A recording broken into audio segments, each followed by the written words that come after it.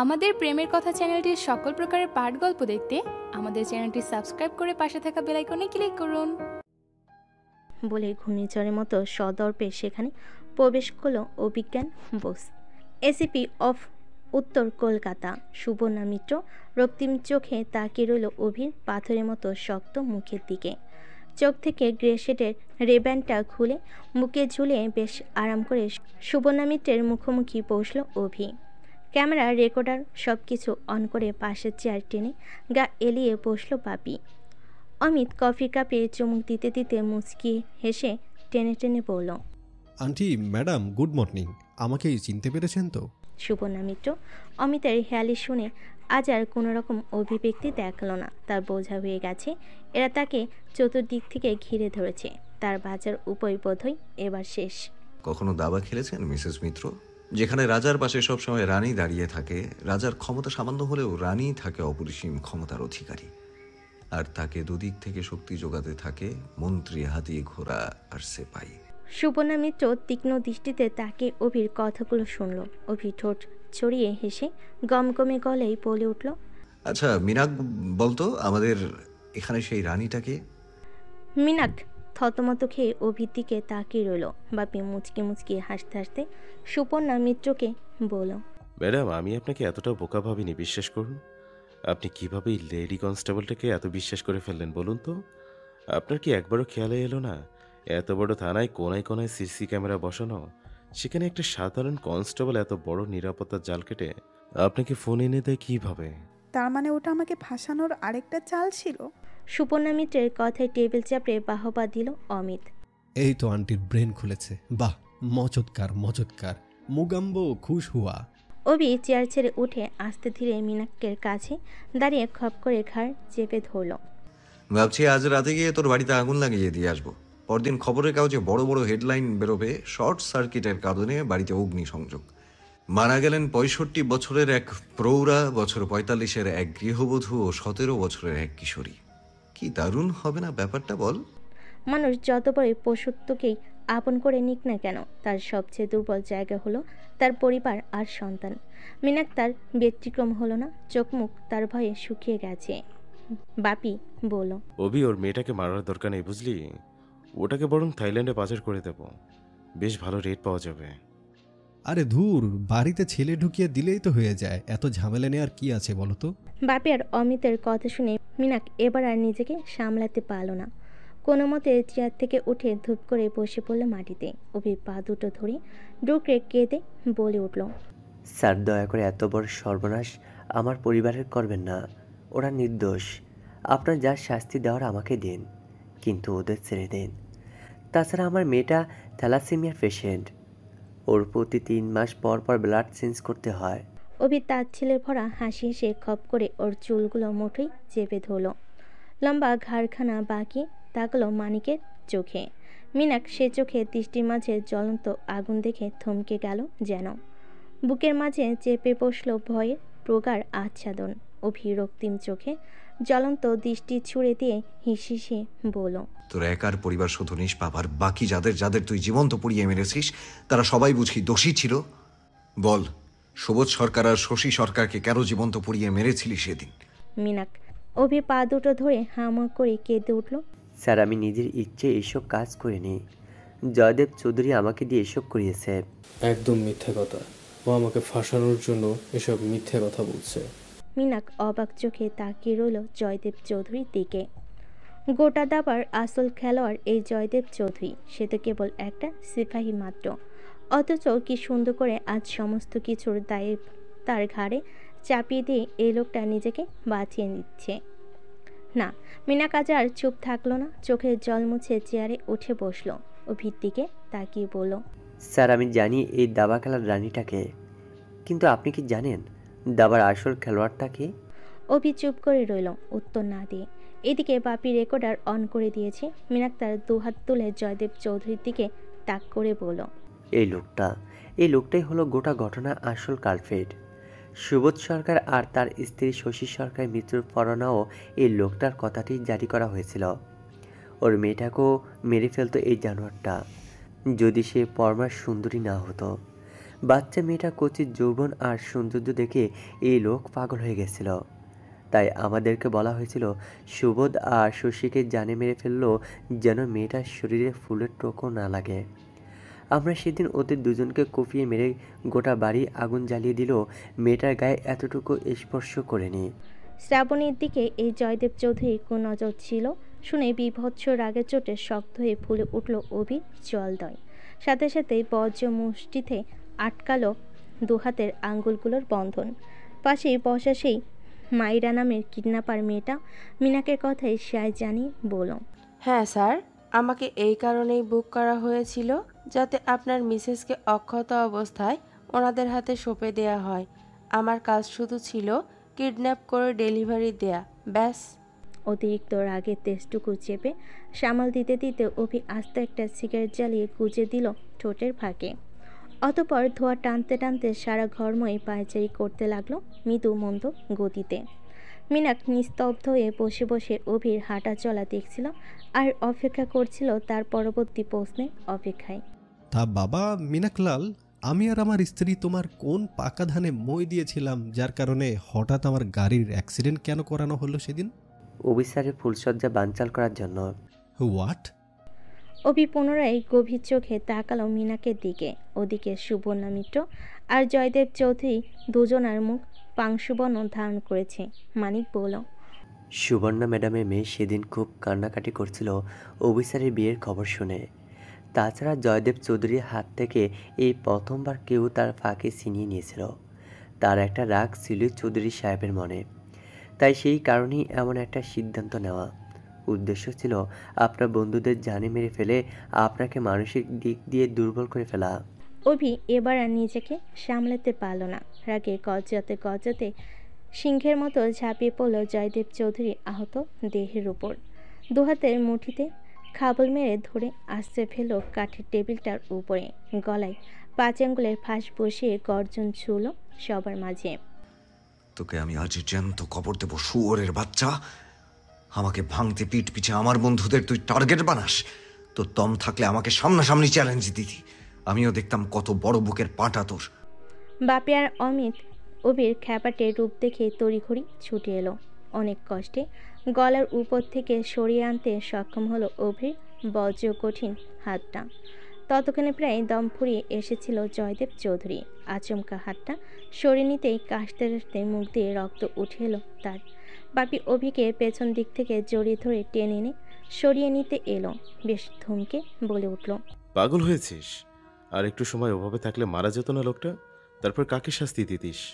অভির আগে ফুঁসতে ফুঁসতে আবার এসে দাঁড়ালো মানিকের পাশে। মানিক অভিকে দেখে সাথে সাথে থরথর করে কেঁপে উঠল ভয়ে। তার মনে হলো অভি মানুষ নয়, সাক্ষাৎ মানুষরূপী যমরাজ। অভি মানিকের দিকে তাকে হাত দুটো টেবিলে রাখতো শব্দ করে বলল, আমি এই মুহূর্তে যা যা প্রশ্ন করব টু দ্য পয়েন্ট আনসার দিবি, ঠিক আছে? মিনাক মাথা নেড়ে সম্মতি জানালো। অভি ল্যাপটপ ঘুরিয়ে রায়বাড়ি ঝলসানো ধ্বংস অবশেষ দেখিয়ে বলল, ছবিটা দেখে নিশ্চয়ই চিনেছিস। এবার বল এটার পেছনে কারা কারা আছে। A to Z সবটা বলবি, কারণ আমার কাছে প্রমাণ আছে সেদিন রায় বাড়িতে আগুন লাগানোর সময় তুইও উপস্থিত ছিলিস সেখানে। মিনাক থমধরা দৃষ্টিতে তাকিয়ে রইল অভির দিকে। আজ মনে হচ্ছে সেদিনে সেই পাপের হিসাব বড় যত্ন নিয়ে কষতে শুরু করেছি নিয়তি। মিনাক এক পলক সুবর্ণা মিত্রের দিকে তাকালো। সে ঈশায় মানা করলো মুখ খুলতে। চোখ ঘুরিয়ে তাকালো জয়দেব চৌধুরীর দিকে। সেও কোনো মতে শ্বাস টানছে আর রক্তিম চোখে শাসাচ্ছে। মিনাকে খুব হাসি পেল দেখে।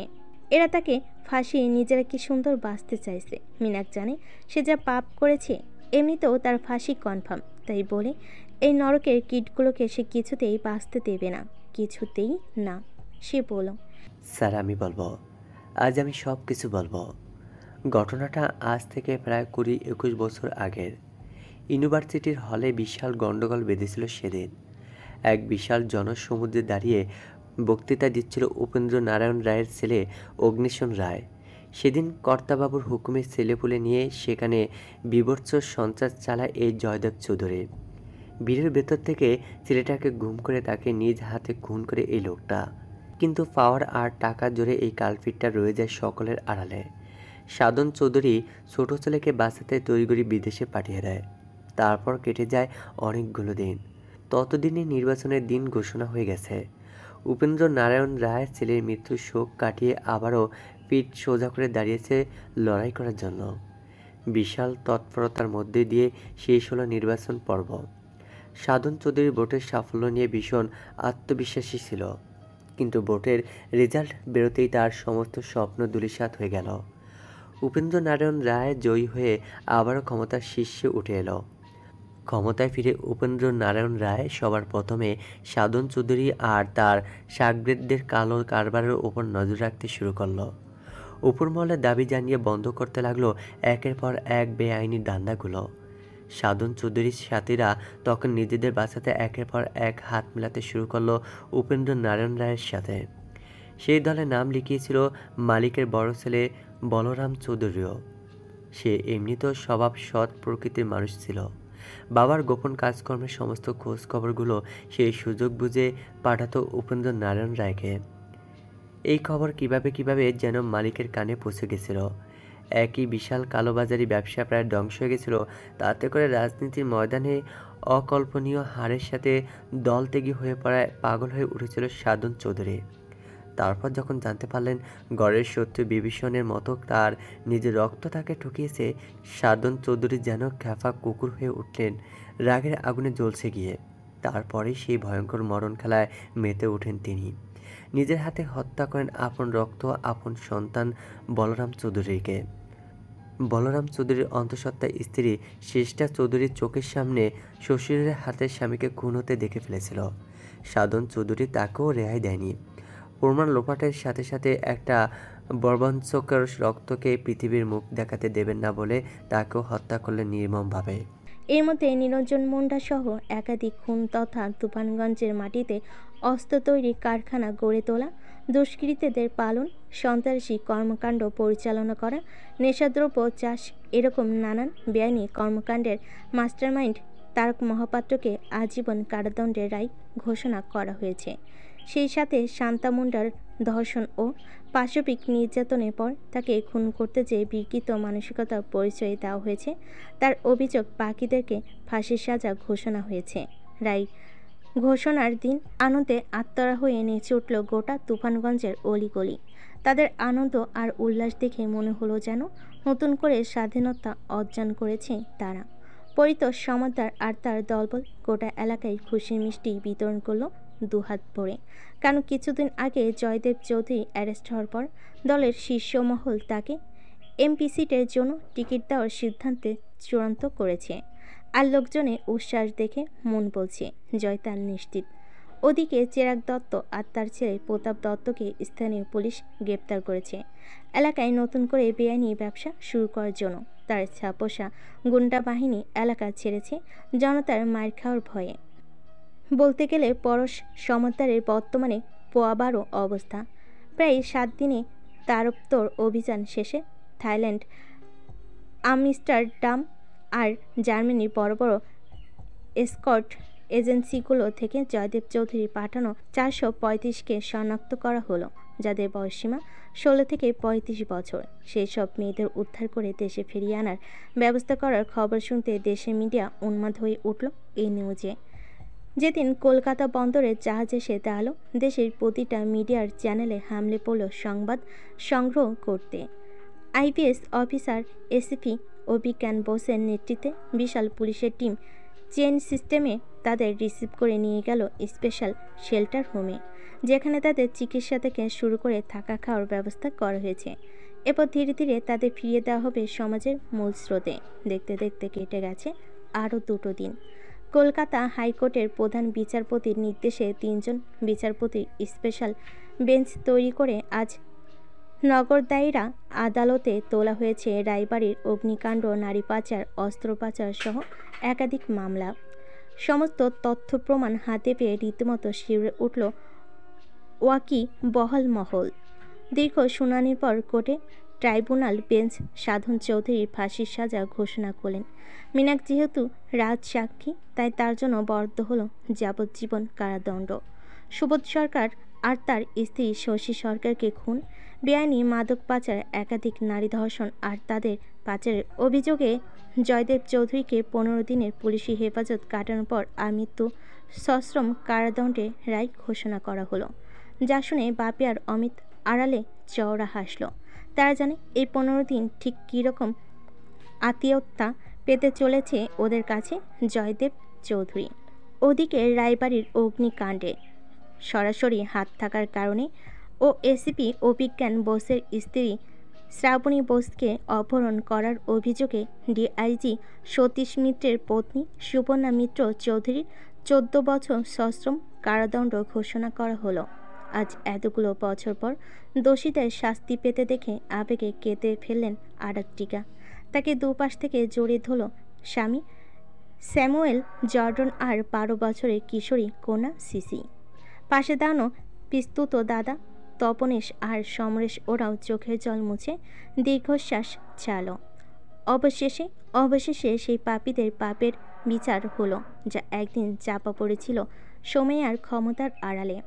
কোর্টের বিচার কার্য সমাপ্তি ঘোষণা হতেই আর্টিকা সহ সকলে ছুটে এলো অভির কাছে। চোখের খুশি অশ্রু নিয়ে হাত জোর করে বলে উঠল, কি বলে যে আপনাকে ধন্যবাদ দেব অফিসার, আমি জানি না। আজ কেবলমাত্র আপনার দুঃসাহসিক তৎপরতার কারণে এই পাপীরা আজ শাস্তি পেল। গোটা দুনিয়া জানতে পারল আজ থেকে 20 বছর আগের রায়বাড়ির বিধ্বংসী অগ্নিকাণ্ডের নির্মম ইতিহাস। ভয়ঙ্কর সে রাতে একটা আস্ত পরিবারকে খুনের অব্যক্ত গাথা। অফিসার, আপনি মানুষ নন, আপনি নির্ঘাত দেবদূত, পরম করুণাময় ঈশ্বরের অংশ। না হলে যে ঘটনার সত্যতা যাচাই করতে এতগুলো বছর কারো ইচ্ছে জাগেনি, সেখানে আপনি সাহস দেখিয়েছেন। সমস্ত পরাশক্তির বিরুদ্ধে লড়াই করে উজাগর করেছেন এমন সব অজানা সত্য যা এতগুলো দিন অপ্রকাশিত রয়ে গেছিল ক্ষমতার আড়ালে। আপনাকে অসংখ্য ধন্যবাদ। সাথে আমার হৃদয়ের গহীন থেকে অগণিত আশীর্বাদ রইল আপনার আর আপনার পরিবারের জন্য। অভি হালকা করে হাসল, যা তার চিরায়ত প্রফেশনাল হাসি। নিজেও হাত জোর করে বলল, আপনাকে অসংখ্য ধন্যবাদ এই শেষ মুহূর্তে এসে নিজের অস্তিত্ব জানান দেওয়ার জন্য। তাছাড়া আপনি না থাকলে শুধুমাত্র মিনাকের কথার ভিত্তিতে এত বড় একটা কেস সাজানো হয়তো কিছুটা টাফ হয়ে যেত। আরাত্রিকা দুহাতে চোখের জল মুছলেন। অভির দিকে তাকে আবেগী স্বরে বলেন, স্যার, আরেকটা আবদার ছিল আপনার কাছে, রাখবেন? বলুন। একবার আমার আশার অংশটুকুকে একটু চোখের দেখা দেখতে দেবেন স্যার? আমি জানি সে বর্তমানে আপনার স্ত্রী, আপনি সম্পর্কে আমার ভগ্নী জামাই হন, তবুও সম্পর্কের সমীকরণে আত্মীয়তার অগ্রগতি হয়নি বলে এতগুলো দিন আবদারটা রাখতে পারেনি। অভি চমকে উঠল আর্টিকার কথায়। বেশ কয়েকবার শুকনো ঢোক গিলে চোখে মুখে অস্থিরতা লুকিয়ে বলল, এসব আপনি কি বলছেন? আপনার বোনের অংশ মানে? ভয় পাবেন না স্যার, আমি ছাড়া কেউ জানে না শ্রাবণী আমার বোনের অবৈধ সন্তান। ও সুভদ্রা আর শশীবদীর সন্তান নয়। আর্টিকার ফিসফিসানি কথা শুনে অভি কি যেন একটু ভাবল। একদিকে আসন বলে টেনে নিয়ে গেল লোকজনের ভিড় থেকে বেশ খানিকটা দূরে। আপনি কিভাবে শিওর হচ্ছেন আমার স্ত্রী আপনার বোনের সেই সন্তান? এ কথায় আরাত্রিকা হাসলেন। বাদামি রঙের চুলগুলো কপাল থেকে সরিয়ে বলেন, তপনেশ দাদা ভাই যখন আপনার কথা আমাকে জানিয়েছিল, আমি মারাত্মকভাবে আশ্চর্য হয়েছিলাম। এতগুলো বছর পর পুলিশের একজন উচ্চ পদস্থ অফিসারের এত আগ্রহ কেন কেসটা নিয়ে, তা নিয়ে যার পর নাই দ্বন্দ্ব তৈরি হয় মনটা ছটপট করতে থাকে। জানতে কি এমন স্বার্থ জড়িয়ে আছে যার কারণে আপনার এমন তৎপরতা। আমি নেক্সট 3 দিনের মধ্যে ভিসা রেডি করে রওনা হই, দেন এখানে এসে আপনার নারী নক্ষত্র খুঁজে বার করি। জানেন, আমি যখন প্রথমবার আপনার স্ত্রীর ছবি দেখেছিলাম, সত্যি বলতে বিশ্বাস করতে পারিনি। আমার আশা, আমার আদরের ছোট বোনের অবিকল প্রতিবিম্বকে চোখের সামনে দেখে কি যে খুশি হয়েছিলাম আপনাকে বলে বোঝাতে পারবো না। আমি সেদিনই সন্দেহ করেছিলাম এই মেয়ে হোক না হোক আমার আশারই সন্তান। তারপর যখন জানতে পারলাম সুভদ্রা আর শশীবদী আপনার শ্বশুর শাশুড়ি, আমার মনে সন্দেহ তখন বাস্তবতা পেল। আমি আনন্দে নেচে উঠলাম আমার বোনটা বেঁচে আছে ভেবে, কিন্তু আশাহত হয়ে গেলাম যখন শুনলাম সুভদ্রা আর শশীবদীকে খুন করা হয়েছে। সে 20 বছর আগের মতোই নির্মমভাবে আগুনে পুড়িয়ে, যেভাবে আমার গোটা পরিবারকে মারা হয়েছিল। তারপর আজ এতগুলো দিনের সমস্ত তথ্য হাতে পাওয়ার পর বুঝেছি আমার বোনটা হয়তো সেদিনই মারা গেছিল, কিংবা হয়তো বেঁচে আছে অন্য কোথাও, অন্য কোনো পরিচয়ে। সুভদ্রার শশীবদীর শূন্য কোলে নিজের অবৈধ সন্তানকে তুলে দিয়েছিল, যাতে কেউ কোনোদিন মেয়েটাকে তার জন্ম পরিচয় নিয়ে প্রশ্ন না করে, মেয়েটা যাতে একটা সুস্থ স্বাভাবিক জীবন পায় সেই স্বার্থে। যাই হোক, আমিও চাই মেয়েটা একটা সুস্থ স্বাভাবিক জীবন পাক, ওর মায়ের জীবনের কদর্য ইতিহাসও কখনো না জানুক, ওর জীবন সুখে শান্তিতে ভরা থাকুক আজীবন। শুধু একটু চোখের দেখা দেখতে চাই তাকে, একটু স্পর্শ করতে চাই, অনুভবে সিক্ত হতে চাই আমার আদুরে বোনটার শরীরের গন্ধে। প্লিজ না করবেন না অফিসার। আরাত্রিকার কথায় অভির মুখটা মলিন হয়ে এলো দুশ্চিন্তায়। সে বরাবরই চেয়েছিল এই চরম সত্যে নির্মমতা থেকে শ্রাবণীকে আড়াল রাখতে। মেয়েটা ভীষণ কোমল মনের, ভীষণ সফট তার হৃদয়।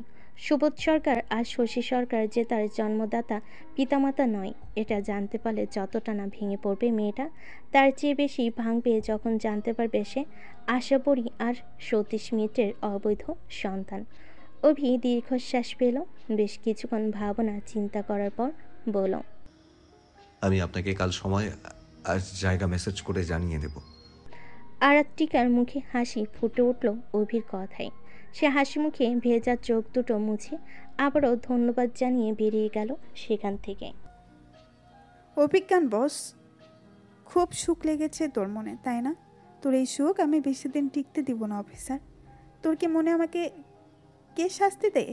জেলের ভাত খাইয়ে সুখে শান্তিতে সংসার করবি তুই? কখনো না।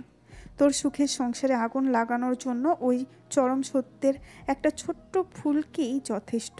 যেদিন তোর গোটা বংশ জানতে পারবে তোর আদরের বইয়ের জন্মের ইতিহাস, সে একটা বেচরমা, সেদিন দেখবো তোর গোটা বংশ কিভাবে মেনে নেয় তাকে। আমি তোর গোটা জীবন ধ্বংস করে দেব, শেষ করে দেব সব কিছু। নিজে নিজে এই কথাটা বিড়বিড়িয়ে বলে তুমুল হাসিতে ফেটে পড়ল মিসেস সুবর্ণা মিত্র চৌধুরী। জেল অভিমুখী পুলিশের গাড়িতে বসা লেডি কনস্টেবলগুলো অবাক হয়ে দেখছে সেই হাসির বহর। সুবর্ণা মিত্র পাগলের মতো হাসছে, সেই সাথে উন্মাদের মতো ছিঁড়ছে নিজের চুল। কি বিভৎস সেই হাসি, কি বিভৎস সেই দৃশ্য। সন্ধ্যা করিয়ে রাত নামতে গোটা পোষবাড়ি চঞ্চল হয়ে ওঠে। প্রত্যেকে নিজের কাজের ইতি টেনে ফিরে আসে বাড়িতে। তারপর শুরু হয় চা নাস্তার সাথে গল্পের আসর। গোটা 10 দিন পর আজ বাড়ি ফিরবে অভি। বিশেষ কাজে তাকে দেশের বাইরে যেতে হয়েছিল, কিন্তু কোথায় গিয়েছে সেটা 2 দিন আগে পর্যন্ত কেউ না জানলেও গত পরশু ব্রেকিং নিউজে মোটামুটি সকলে জেনে গেছে। বিশেষ কাজের চাপ থাকায় দেশে ফিরেও বাড়িতে ফেরা হয়ে ওঠেনি তার।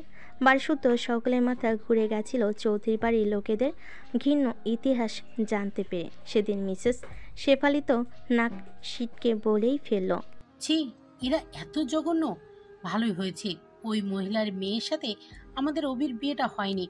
দেখলে না তোমার সেদিন ওই শ্রী না কি যেন নাম, মেয়েটা আমাদের শ্রাবণীকে কিভাবে মিথ্যা আংটি চুরির ঘটনায় ফাঁসিয়ে দিয়েছিল।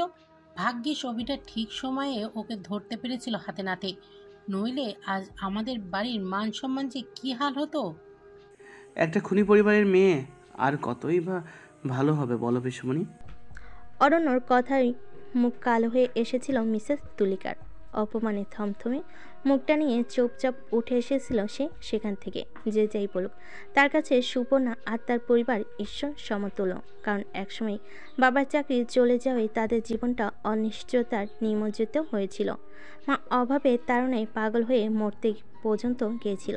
সেদিন সুপর্ণার বাবা যদি পাশে না দাঁড়াতো তাহলে হয়তো আজ তাদের অস্তিত্ব থাকতো না এই পৃথিবীর বুকে। তাছাড়া সুপর্ণা তার দুঃসম্পর্কের মাস্তুতো বোন, সেই সাথে ছোটবেলার প্রিয় বান্ধবীও।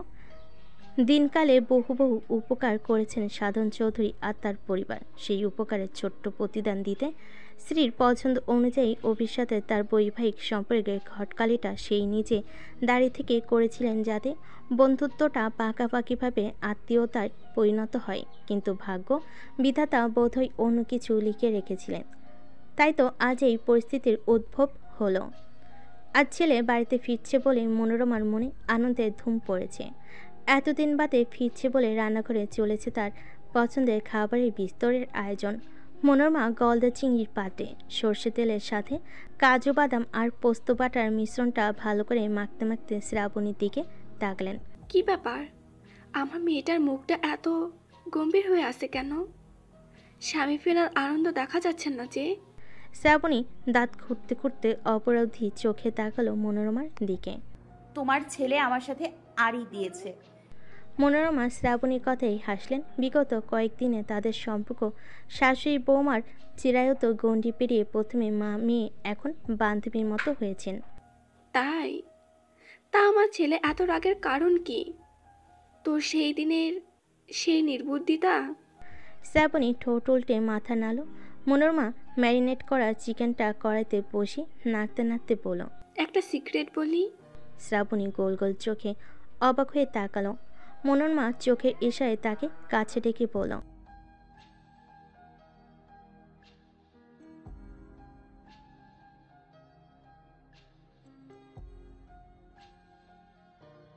মনোরমা চোখে হাসলেন। তার অভিজ্ঞ বুদ্ধির সিন্দুক থেকে সামনে একটু বুদ্ধি বাইর করে বললেন, এটা হলো লজিক। তুই পদার্থবিজ্ঞানে পড়িসনি? প্রত্যেক ক্রিয়ার সমান এবং বিপরীতমুখী প্রতিক্রিয়া আছে। পড়েছি তো। আর সেই সূত্র নিজের জন্য অ্যাপ্লাই করবি, বুঝেছিস? শ্রাবণী মাথা নেড়ে না বোঝালো। বুদ্ধ মেয়েটার কথা শুনে মনোরমার কপাল চাপড়াতে ইচ্ছে হলো। আচ্ছা বলো তো, শাশুড়ি হয়ে ছেলের বউকে কত গোপন তথ্য বোঝানো যায়? লজ্জা করে না? মনোরমা হার মানলেন না। তিনি সুন্দর করে বোঝাতে আরম্ভ করলেন, শোনো, এতগুলো দিন তুই ওর পিছে পিছে ঘুরছিস, ক্ষমা চেয়েছিস, আবার চোখের জল নাকের জল এক করেছিস, কিন্তু ও তোকে পাত্তা দেয়নি, তাই তো? শ্রাবণী ডাগর ডাগর চোখে তাকিয়ে মাথা নাড়ল। মনোরমা চিকেনের কড়াইতে ঢাকনা চাপে হাত মুছতে মুছতে বলেন, আর চাইবি না। ইনফ্যাক্ট তুই ওর সামনেই যাবি না। ও আসুক, নিজের মতো মুখ ফুলিয়ে থাকুক। যখন দেখবে ওর ফোলা মুখ দেখার মানুষটা আর আশেপাশে নেই, তখন দেখিস ও ঠিক তোর খোঁজ করতে নিজেই চলে আসবে। যদি না আসে? আসবে, আমি 100% নিশ্চিত। সত্যি?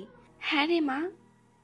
তুই এবার যা তো, একটা সুন্দর দেখে শাড়ি পরে সেজে গুজে ওই ছাদের রুমটায় গিয়ে বসে থাক। তোর নিচে নামার দরকার নেই।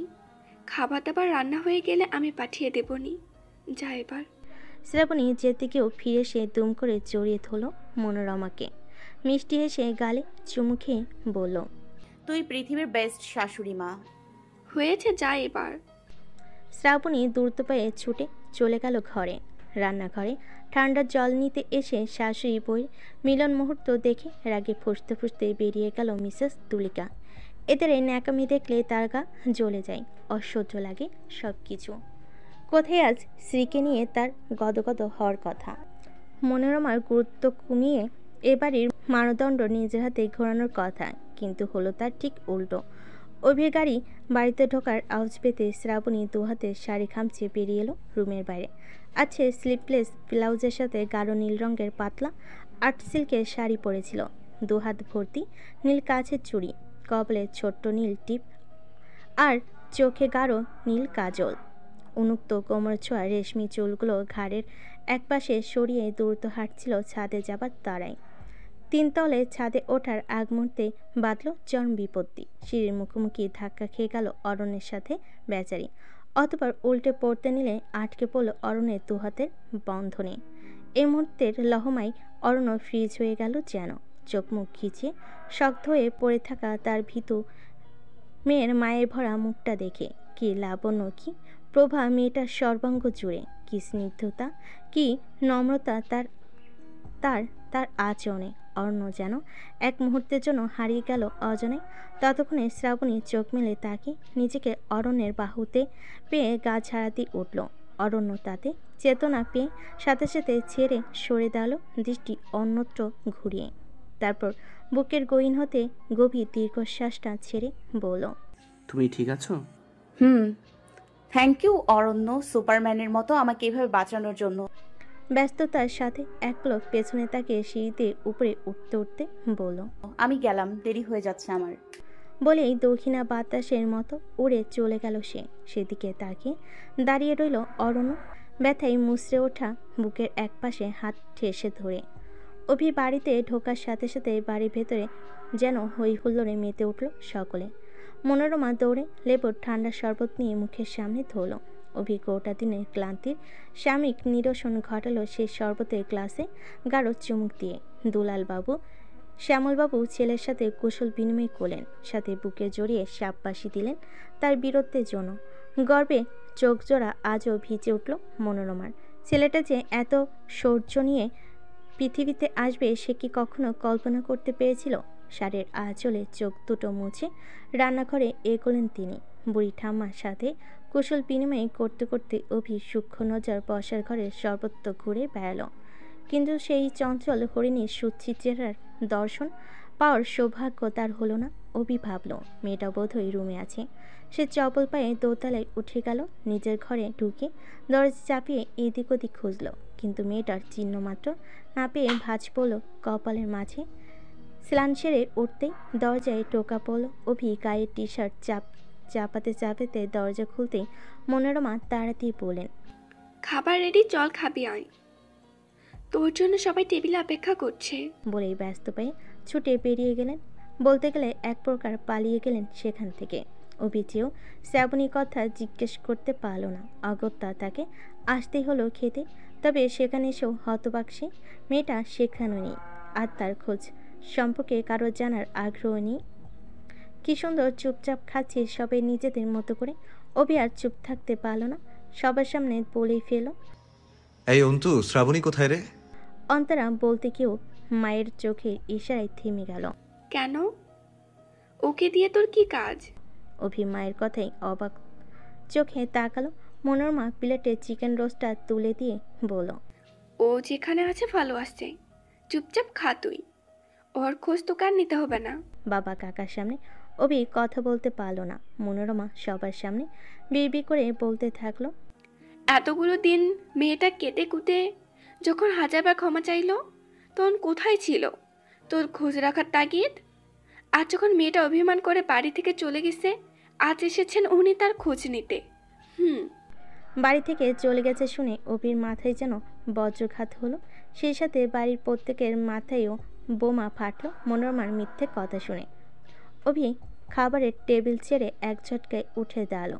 বিক্ষিপ্ত কণ্ঠে প্রশ্ন ছুড়ল, কি বললে তুমি? কে বাড়ি থেকে চলে গেছে? মনোরমা ছেলের অগ্নিমূর্ত রূপ দেখে কেঁপে উঠলেন মনে মনে। বলতে বলতে যে একটু বেশি বলে ফেলেছেন ভালোই বুঝতে পারলেন, তাই শুকনো ঢোক গিলে আমতা আমতা করে বলেন, হ্যাঁ মানে ওই তো কালই অভিমান করে তুফানগঞ্জ চলে গেল। কি? অভি চেয়ার ঠেলে সরিয়ে চলে যেতে নিলেই অরণ্য মুখ খুলল, তা তোমার তুফানগঞ্জের নতুন ঠিকানা বুঝি চিলেকোঠার ঘরে বড় মা? অভি যেতে গিয়েও থমকে দাঁড়ালো অনন্যার কথায়। পরপর মায়ের মুখে অদ্ভুত এক্সপ্রেশন আর বাড়ির সকলে মিটিমিটি হাসি দেখে তার আর বুঝতে অসুবিধা হলো না আসলে ঘাপলাটা ঠিক কোথায়। এরা সবাই মিলে তাকে সাহায্য করতে চাইছে। সে আর ব্যস্ত হলো না, আরাম করে জায়গায় গিয়ে বসলো এবং অভাবনীয়ভাবে পেট ভরে খেয়ে দিয়ে চলে গেল নিজের ঘরে। রাত তখন প্রায় 12টা। শ্রাবণীর যেন আর সময় কাটছে না। বারবার দরজার দিকে তাকাতে তাকাতে চোখ ব্যথা হয়ে গেছে, অথচ পাষাণ লোকটার আসার নাম নেই। শ্রাবণী অস্থির পায়ে সারা ঘরময় হাঁটলো। দরজা খুলে কতবার যে নজর বোলালো 7টায়, তা গুণে শেষ করা যাবে না। শেষমেশ বিরক্ত হয়ে হাঁটুতে মুখ গুজে বসে পড়ল ফ্লোরে। কানও পেল ভীষণ। আচ্ছা, প্রশ্ন জাগলো সরল মনে, আচ্ছা মানুষটা কি তাকে আর ভালোবাসে না? একটা সামান্য অপরাধে বুঝি এত বড় শাস্তি দিতে হয়? এই যে তার সাথে বিগত 10টা দিন একটা কথা বলল না সে, এমনকি এক পলক তাকালো না পর্যন্ত। এর মানে কি দাঁড়ায়? তাহলে সে কি তাকে ঘৃণা করে? ঘৃণা করার কথাটা ভাবতেই বুক ফেটে আবারও কান্না পেল শ্রাবণী। গলা বুক উগড়ে এলো অভির চোখে নিজের প্রতি অবহেলা দেখার ভয়ে। শ্রাবণীর সাথে সাথে চমকে ধরফড়িয়ে উঠল আতঙ্কে। না না, ও পারবে না মানুষটার চোখে নিজেকে অবহেলিত হতে দেখতে। তার চাইতেও বরং ও নিজে শেষ করে ফেলবে। আর নয়তো এত দূর চলে যাবে যেখান থেকে এই মানুষটা ওই ক্ষীণা নজর তার হৃদয়কে আর কখনো ভেদ করতে পারবে না। শ্রাবণী চোখের জল মুছে উঠে দাঁড়ালো। ঘড়ির কাঁটা তখন রাত 1টা ঘর পেরিয়ে গেছে। বারবার ঘষাঘষি কারণে কাজল লেপটে গেছে, চোখ দুটো হয়েছে রক্তবর্ণ। শ্রাবণী আর দাঁড়ালো না, আস্তে ধীরে পায়ে নেমে এলো নিচে। প্রথমে ভাবলো অন্তরা ঘরে যাবে আর আসবে না ওই লোকটার সামনে, কিন্তু পরক্ষণেই মনে হলো কি প্রয়োজন নিজেদের ভেতরকার অশান্তির খবর অন্যকে জানানোর। শ্রাবণী মনমারা হয়ে দরজার নব করালো। আস্তে করে ঠেলে ঘরে ঢুকতে একটা শক্ত হাতের হ্যাঁচকা টানে মুখ থুবড়ে পড়ল অভির শক্ত পাটাতনের মতো পাথর কোদা বুকে। শ্রাবণী নিজেকে সামলে নেওয়ার সুযোগটুকুও পেল না। তার আগেই তাকে শক্ত দেওয়ালের গাঁটে মিশে গিয়ে একজন শুষ্ক অধরে বাঁধনে বাধা পড়ল সে। শ্রাবণী চমকে উঠল অভির আগ্রাসী চুম্বনে। ব্যথায় টনটন করে উঠল তার বিরূপ অধর যুগল। মেয়েটা যন্ত্রণায় কুঁকড়ে গেল অভির বুকের ভেতর পিষ্ট হয়ে। বিভৎস দংশনে মেয়েটা ফুপিয়ে কেঁদে উঠতে অভির আগ্রাসন থেমে গেল সাথে সাথেই। ততক্ষণে শ্রাবণী ঠোঁট কেটে বেরিয়ে এসেছে রক্ত। কার অনুমতিতে রুম ছেড়ে ছাদে বসেছিলে? বলো, তুমি জানতে না আমি আজ বাড়ি ফিরবো? অভির জ্বলন্ত কণ্ঠের সাথে উত্তপ্ত নিঃশ্বাস আশ্রে পড়ল শ্রাবণীর শ্রবণ যন্ত্রে। অভিমানী মেয়েটা শব্দ তুলে কান্না করে দিল। শ্রাবণী কান্না দেখে ভ্যাবাচাকা খেয়ে গেল অভি। সাথে সাথে রুমের লাইট জ্বেলে শ্রাবণীর দিকে তাকাতেই থমকে গেল বেচারা। একই মোহনীয় সাজে দাঁড়িয়ে মেয়েটা, নীল শাড়ি, নীল টিপ, কাজলে মাখা আঘি, ধোয়াতে ভরেছে নীল চুটির আবরণে। তার মানে মেয়েটা তার জন্য সে যে অপেক্ষায় বসেছিল, সে আসবে আর তাকে ভাসিয়ে দেবে আদরের ভালে। অভি নিজের প্রতি এত রাগ হলো আর দেরি না করে সাথে সাথে ফুপিয়ে কাঁদতে থাকা মেয়েটাকে কোলে তুলে নিয়ে বিছানায় বসলো। আম সরি সোনা, প্লিজ কেঁদো না, হাতটা সরাও দেখি কোথায় লেগেছে। শ্রাবণী অভিমানে টইটম্বুর হয়ে মুখ ঢেকে রাখলো দুহাতের আড়ালে। মোটো অভি নরম কথায় গলে গিয়ে সরিয়ে দিল না। অভি শ্রাবণীর অভিমানী চোখের জল মুছে জড়িয়ে ধরল বুকের মাঝে। নরম হাতের আদুরে ছোঁয় সিক্ত করতে করতে বলল, তুমি জানো বাড়িতে ঢুকে তোমাকে না দেখতে পেয়ে কেমন অস্থির হয়ে গেছিলাম আমি। তারপর মা যখন বললো তুমি নাকি তুফানগঞ্জ চলে গেছো, তাও আবার আমাকে না বলে, জানো আমার কি অবস্থা হয়েছিল? মনে হচ্ছিল সব কিছু ভেঙে চুরে শেষ করে দিয়ে ছুটে যাই তোমার কাছে। ভাগ্যিস সে সময় অরণ্যটা জানালো তুমি ছাদের চিলকোঠার ঘরে বসে আছো, তাই আমিও ভেবেছিলাম দেখি তোমার লুকোচুরির দৌড়ের বহর কত দূর। শ্রাবণী অভির কথার বিপরীতে একটাও জবাব দিল না, বরং ওড়ামোড়া শুরু করলো কোল থেকে নেমে যাওয়ার জন্য। অভি মেয়েটার অভিসন্ধি বুঝতে পেরে আরো শক্ত করে জড়িয়ে ধরল। ঠোঁটে দুষ্ট হাসি ঝুলিয়ে বলল, বাহ, নীল শাড়ি, নীল টিপ, নীল কাজল, এসব বুঝি আমার জন্য ছিল? শ্রাবণী অভিমানে মুখ ঘুরিয়ে অন্যদিকে তাকালো। কণ্ঠে নিদারুণ কষ্টের সুর তুলে বলল, না, আমাকে দেখার কি কেউ আছে নাকি যে তার জন্য এসব পরবো? তাই অবশ্যই আমাকে দেখার মতো, আমাকে বোঝার মতো, আমার কষ্টকে অনুভব করার মতো এই পৃথিবীতে কেউ নেই আমার। আমি এই পৃথিবীর সেই অবহেলিত প্রাণী যার মরণও হয় না। শ্রাবণী কথা শেষ করতে পারল না, তার আগেই অভির হাতে সারাশি বাঁধন চেপে ধরল মুখ। কি বললি তুই, আবার বল। এই প্রথমবার অভির মুখ দিয়ে তুই তোকারি পেরিয়ে এলো। শ্রাবণী অনর্গল প্লাবিত হওয়া অশ্রু ভেজা চোখে অবাক হয়ে চেয়ে রইল অভির মুখের দিকে। অভির আগে উত্তেজনায় হিসিসি উঠল। তোর কষ্ট, তোর যন্ত্রণা কেউ বোঝে না। তুই এই পৃথিবীর সবচেয়ে অবহেলিত প্রাণী, যার জন্য তুই মরণ চাস। তাহলে যা, মরে যা, আর মরে যাওয়ার আগে এই আমাকে একেবারে শেষ করে দিয়ে যা। বলে শ্রাবণী মুখটা ছেড়ে দিয়ে কোল থেকে নামিয়ে দিয়ে ধূপধাপ পা ফেলে চলে গেল অন্ধকার বেলকুনিতে। শ্রাবণী সেদিকে হতবিহ্বল চোখে তাকে একদম বোবার মতো দাঁড়িয়ে রইল। অভি রাগ সামলাতে না পেরে দুমদুম করে কিল বসিয়ে দিল বারান্দার দেওয়ালে। শ্রাবণীর শব্দ শুনে আর অভিমান ধরে রাখতে পারল না, ছুটে গিয়ে আশ্রে পড়ল অভির প্রশস্ত পৃষ্ঠ দেশে। সরি, আর বলবো না এসব বাজে কথা। প্লিজ শান্ত হও লক্ষ্মীটি। অভির আগে অভিমানে কাঁপতে লাগলো থরথর করে। শ্রাবণী পিঠের সাথে লেপটে যেতেই কিছুটা শান্ত হলো সে। শ্রাবণী আস্তে ধীরে অভির বুক পাজরে এসে মিশে গেল। দু চোখের আঙ্গিনায় নেমে এলো অশ্রুদের ঘোর বর্ষণ। তাতে সিক্ত হয়ে উঠল অভির বুক। আমি তোমাকে ছাড়া কিছু বুঝি না, তুমি কেন বোঝো না? তুমি জানো এই 10টা দিন আমি কিভাবে কাটিয়েছি, প্রতিটা মুহূর্ত আমি কিভাবে কাটিয়েছি। তোমার উপেক্ষা, তোমার অবহেলা আমাকে জীবন্ত পুড়িয়ে মেরেছে। আর আমার কষ্ট, তোমাকে হারিয়ে যখন খুঁজে পাচ্ছিলাম না তখন আমি মরে যাইনি, তখন আমি শেষ হয়ে যাইনি প্রতিটা মুহূর্ত জ্বলে পুড়ে? আমার অভিমান হওয়াটা কি খুব অন্যায়? শ্রাবণী অভির বুকের ভেতর আরও একটু ঢুকে যেতে যেতে বারংবার আওড়ালো, সরি সরি সরি, আর কখনো এমন ভুল হবে না, প্লিজ এবারের মতো ক্ষমা করে দাও।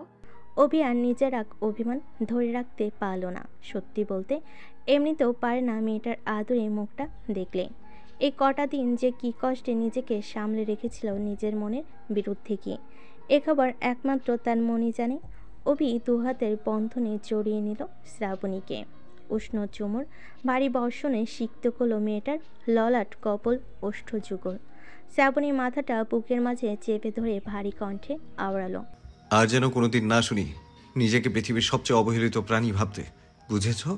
সবসময় মনে রাখবে এই অভির প্রাণ ভোমরা তুমি, আমার লাইফ লাইন, আমার গোটা গোটা পৃথিবী, আমার এক আকাশ ভালোবাসা।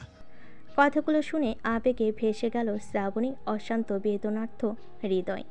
শব্দরে যেন ভাষা হারালো কিছু বলার, শুধু ওষ্ঠভাজের কোল ঘেঁষে বেরিয়ে এলো ছোট ছোট কয়েকটা টুকরো শব্দ। ভালোবাসি আমার হৃদয়স্বর। সে রাতে সুনামি উত্থাল পাত্থাল ঢেউর নেয় অভির বেপরা ভালোবাসার উত্থাল স্রোতে আবারও ভাসল শ্রাবণী। দুজন দুজনাতে বিলীন হলো সর্বস্ব ভুলে।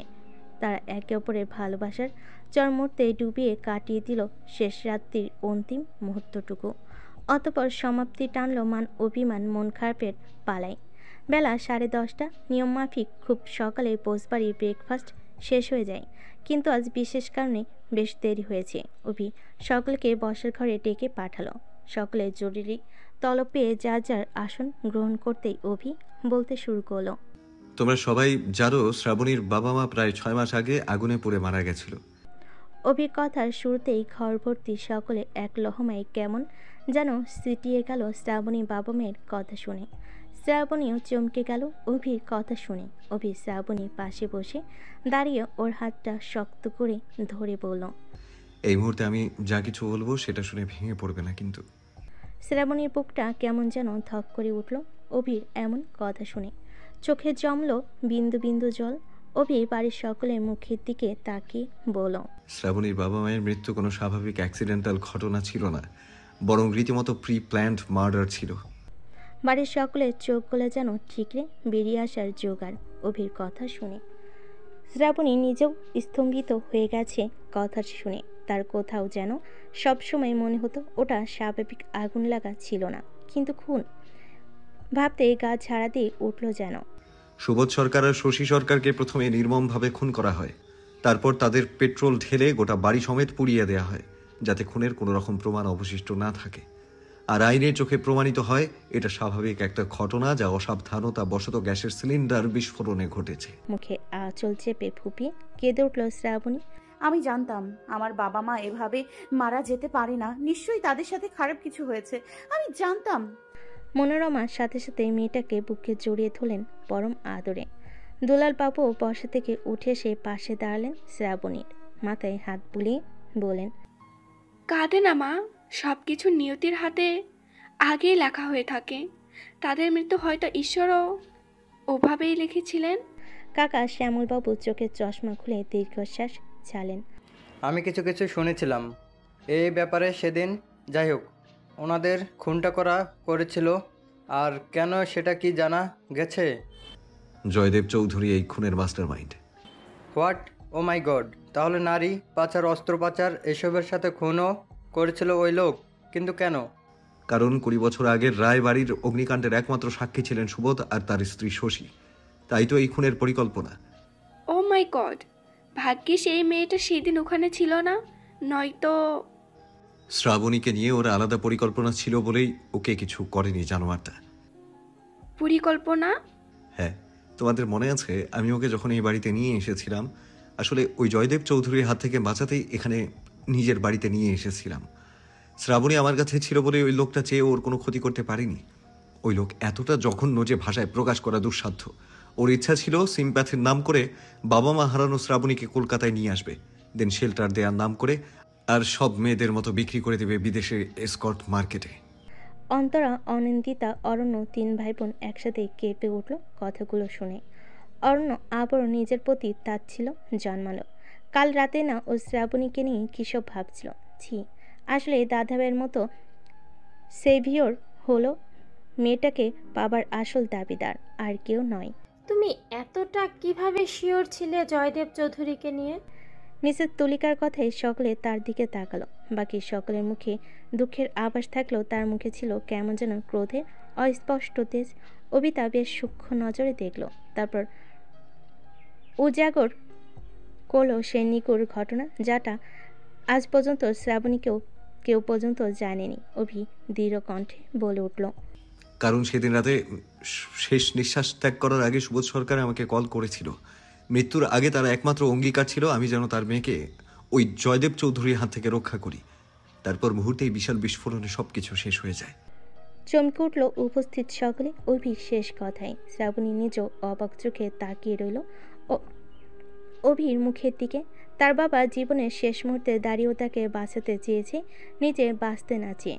তার বাবা তাকে এত ভালোবাসত। শ্রাবণী কষ্টের কান্নায় ভেঙে পড়ল। আস্তে ধীরে বাড়ির ভেতরে যেন শোকের ছায়া নেমে এলো। সকলে মিলে রাশি রাশি শোক প্রকাশ করলো শ্রাবণীর বাবা মায়ের মৃত্যুকে ঘিরে। শ্রাবণীও অনেক অনেক কাঁদল বাবা মায়ের শোকে। বেলা গড়িয়ে আস্তে আস্তে দুপুর হলো। শ্রাবণী তখন নিজের ঘরে বসেছিল থম ধরে। আজ কেন জানি বাবা মেয়ের সাথে কাটানো প্রতিটা মুহূর্তে স্মৃতিরা ভিড় জমিয়েছিল তার অন্তর মনন জুড়ে। কত হাসি, কত আনন্দ ভরা ছিল তাদের ছোট্ট সংসারটা। অভাব ছিল, অনটন ছিল, তবুও শান্তির অভাব ছিল না। তার বাবা মা একমাত্র তাকে বাঁচাতে এতগুলো বছর আত্মগোপন করেছিল অমন একটা এলাকায়। আর জীবনের শেষ মুহূর্তে দাঁড়িয়েও তাকে বাঁচানোর অন্তিম প্রয়াসটুকু করে গেল। তাকে সবার অজান্তেই তুলে দিয়ে গেল তার হৃদয়েশ্বরের হাতে। শ্রাবণীর গাল গড়িয়ে ঝরে পড়ল রাশি রাশি বাঁধ ভাঙ্গা নীরব অশ্রুরা। বিকেল গড়িয়ে প্রায় সন্ধে। অভি অনেক জোরাজোরি করে বাইরে ঘুরতে নিয়ে এসেছে শ্রাবণীকে। মেয়েটার কান্না যেন আর সহ্য করা যাচ্ছিল না। অভি শ্রাবণীর হাত ধরে পার্কে হাঁটতে হাঁটতে বলল, শ্রাবণী, ধরো এই মুহূর্তে তোমার সামনে এমন কেউ একজন এলো যে তোমার পরম আপন, বলতে পারো রক্তের সম্পর্কের কেউ। নতুন চমকে তাকালো শ্রাবণী। তার চাহনির পরতে পরতে প্রশ্নে সমাহার। কি বলতে চাইছো তুমি? এসো দেখাচ্ছি বলে হাতটা মুঠোয় পরে নিয়ে এগোলো কয়েক কদম। কিছুটা দূরে একটা লোহার বেঞ্চিতে আরাত্রিকা বসেছিল। অভি তার সামনে এসে দাঁড়ালো। শ্রাবণীকে ইশারায় তাকে দেখিয়ে বলল, ইনি হলেন আরাত্রিকা, তোমার মাসিমণি। মাসিমণি? হ্যাঁ, তোমার মায়ের মাসতুতো বোন আরিত্রিকা রায় জর্দন, রায় বাড়ির মেয়ে। আরাত্রিকা অশ্রুসিক্ত চোখে অবাক নয়নে তাকিয়ে রইল শ্রাবণীর মুখের দিকে। বিধাতার কি আশ্চর্যকর দৃষ্টি! তার বোনের অংশ ঠিক তারই প্রতিবিম্ব হয়ে ফিরে এসেছে তার ওই পাপীদের পাপের সাম্রাজ্য ধ্বংস করতে। আরাত্রিকা এক হাত বাড়িয়ে আদুরে গলায় ডেকে উঠল, মা। মা ডাকটা যেন শ্রাবণীর হৃৎপিণ্ড ছিন্ন ভিন্ন করে দিল একেবারে। তার বাবা তাকে মা বলে ডাকত। আহ, কি প্রশান্তি, কি আবেগ ছিল সেই মধুমাখা ডাকে। আবারও অশ্রু জমে উঠল শ্রাবণীর চোখের কোণায়। আরাত্রিকা আবারও মা বলে ডেকে শ্রাবণীর নরম হাত দুটো আঁকড়ে ধরল নিজের হাতের মুঠোয়। সে দুটো অতি যত্নে দেখতে দেখতে হামা করে ডুকরে কেঁদে উঠল।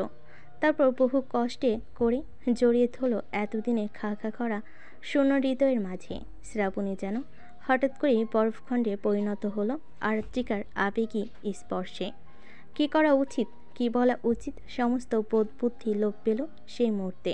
আরাত্রিকা তাকে জড়িয়ে ধরে বেশ কিছুক্ষণ কাঁদলেন। তারপর বেঞ্চে বসে মাথায় হাত বুলাতে বুলাতে বলেন, এতগুলো দিন আমি জানতাম সেদিন ওই বিধ্বংসী আগুনের হাত থেকে শুধুমাত্র আমি বেঁচে ফিরেছিলাম, কিন্তু একমাত্র তোমার স্বামীর কারণে এতগুলো বছর পর জানতে পারলাম আমার আপন মানুষেরা বেঁচে ছিল। শশীদি আর সুবোধ দাস নেই, কিন্তু তুমি আছো তাদের অংশ। তুমি আজ থেকে আমার পরম আপনজন। বলো মা, এ অসহায় মেয়েটাকে তুমি তোমার কাছে একটু আশ্রয় দেবে?